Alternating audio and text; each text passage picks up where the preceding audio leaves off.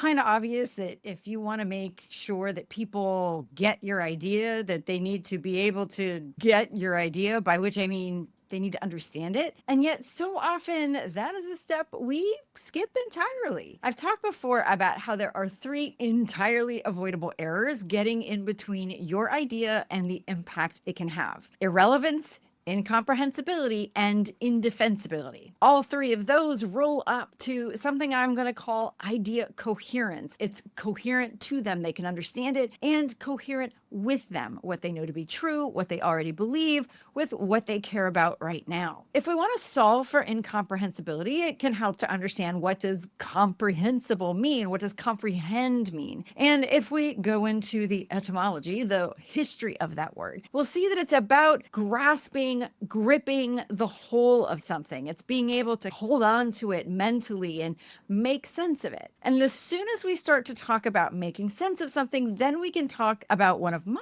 favorite theories, which is known as sense-making theory. And sense-making theory is exactly what you think it's about. It's about how people make sense of something. One of the points that sense-making folks make is that we can't actually understand, interpret, be persuaded about something that we cannot make sense of, that we cannot even answer a starting aspect of what is this thing. Sense making is all about two big things: frames and cues. Frames meaning, what is the lens I'm bringing to this? Or you can also think about it like, what is the bucket that this thing seems to fit into? And cues can operate in a couple different ways. One is a cue to pay attention in the first place. Another is a cue to explore further in another direction, or a cue to what something might mean. As you may know from my work, I like to make sure that it makes sense really quickly, because we don't have a lot of time for people's processing before their brain goes, yeah, sorry, not interested, moving on. Now that we know what comprehensibility requires, that somebody has enough information through a lens or a cue as to what something actually is, and why we need something to be comprehensible, because we have to have that understanding, that sense making before someone can interpret, be persuaded, decide, etc. What gets in the way? Three big things that I see all the time.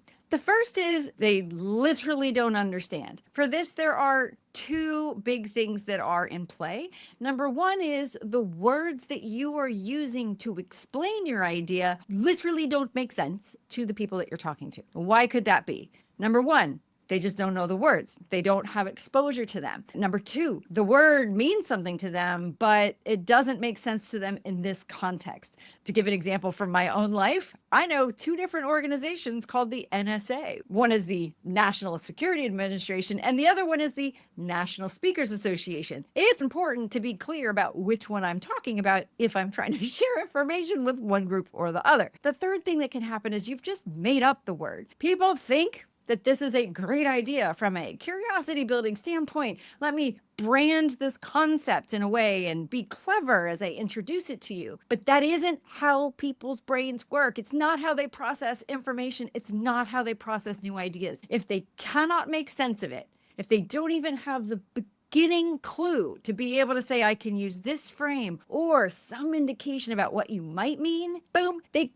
cannot process it. It's not that they don't choose to, they cannot. So this is where I'm going to put a stake in the ground and say, those folks who say, hey, you know what, lead with your branded name. No, do not. Make sure that coherence, that comprehensibility is there by making sure that you've explained it using actual words that people understand. An extra tip here, the physicist Richard Feynman was known for what has later been called the Feynman technique, which involved imagining you were explaining your idea to a 10 to 12-year-old child. Not because the people you're talking to aren't more developed than a 10 to 12-year-old child, mostly because of something called working memory, which I'll get to in just a minute. But when you think of your idea that way, all of a sudden you start to use different concepts, different words. You will find that you start using words and concepts that just simply more people will understand, because you're explaining using much more basic, much more accessible terms and concepts. If you want a quick and easy way to remember this, never sacrifice clarity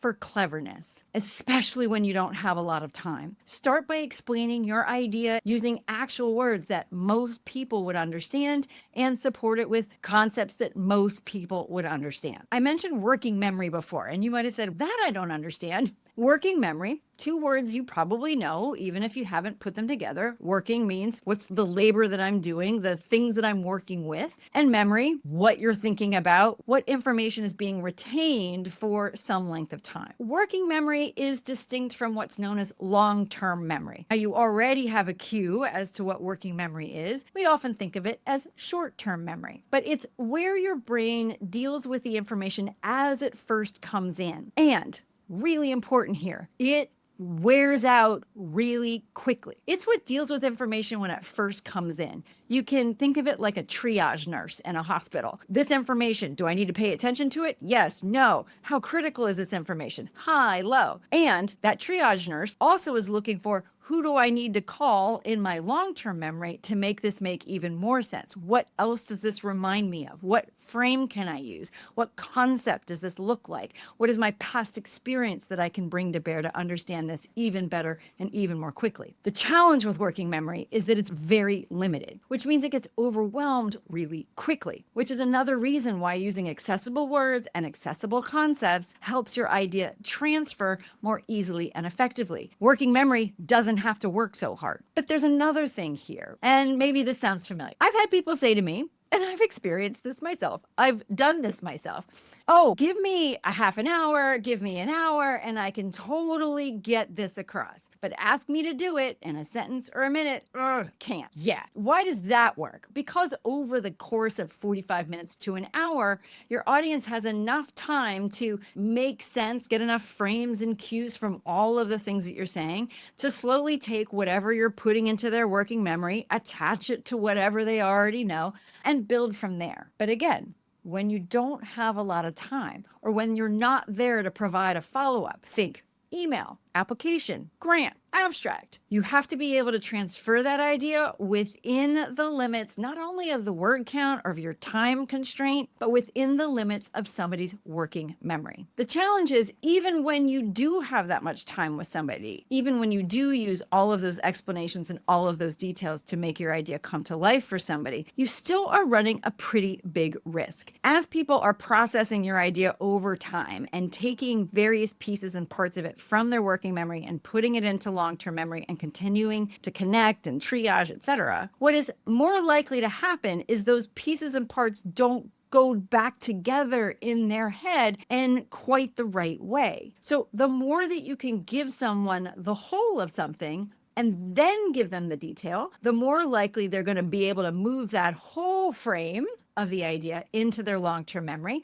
And any additional information now has that complete picture to hang on to. Now, you know I love to nerd out about stuff. So this snapshot, this whole picture of the idea, has a word that we can layer onto that idea that comes from the Germans and a movement that was called, wait for it, gestalt. Don't worry, I'll put it in the notes. I know my high school German teacher, Frau Holmes, would be very excited. And essentially all it means is the whole thing. It's like the overview map you get in GPS. I think I've used this analogy before, but I'm going to use it again because it's a good one. It shows you where to start, where you're going to end, and it shows you, but doesn't tell you at the beginning, what way you're going to go. Once you can say, yep, that's the route I want to go, then it proceeds to give you turn-by-turn directions. It's the whole picture of something and the idea that that whole picture has to fit together. And I'll talk more about this in the next part of the series, but this is one other level of comprehensibility, is making sure the idea has all of the parts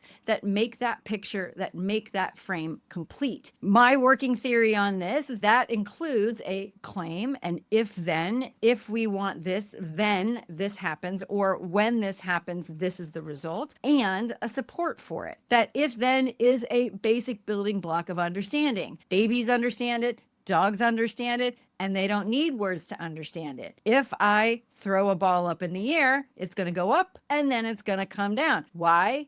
Because gravity. And that because gravity is the other piece that I believe needs to be in that frame, that gestalt, that core case for your idea. The what is it? That's the then. The what does it do? That's the if. And then the because that supports, that justifies why those two things are connected. Now, again, I'm going to talk about that much more in the cure for indefensibility, but here's what all of this means together. If you want your idea to be comprehensible, then we need to give people a graspable whole, and even better, a whole that, even if it's a new combination of parts, is built off of parts they've seen or understood or experienced before. So how do we do that?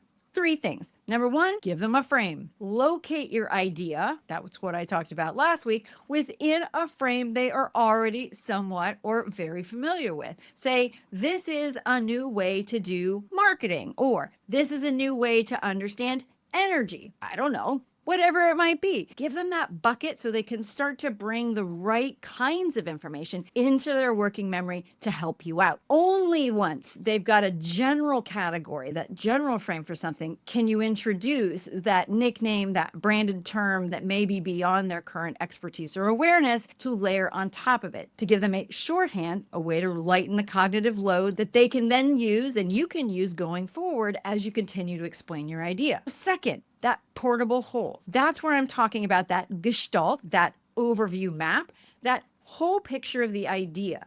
So you've given them the frame, it's this general category, and then you say, it does X. You want to give a compact structural overview of the idea, a very quick story, a metaphor to help them understand how it works. Again, at the high accessible level. Third, both of those things will help lighten the load of that working memory, that triage nurse in your audience's brains, but you can still do a little bit more to help them. Strip out unnecessary words, unnecessary details, words they don't understand unless you've explained them first. The more you can do that, the more you can ensure that your idea is graspable and familiar enough that they can get the general idea, the gist, the essence of the idea, the overview of the idea, and have that serve as a structure or a frame or a skeleton onto which they can add, and you can add, additional complexity, nuance, detail. Now, how does this fit with everything else?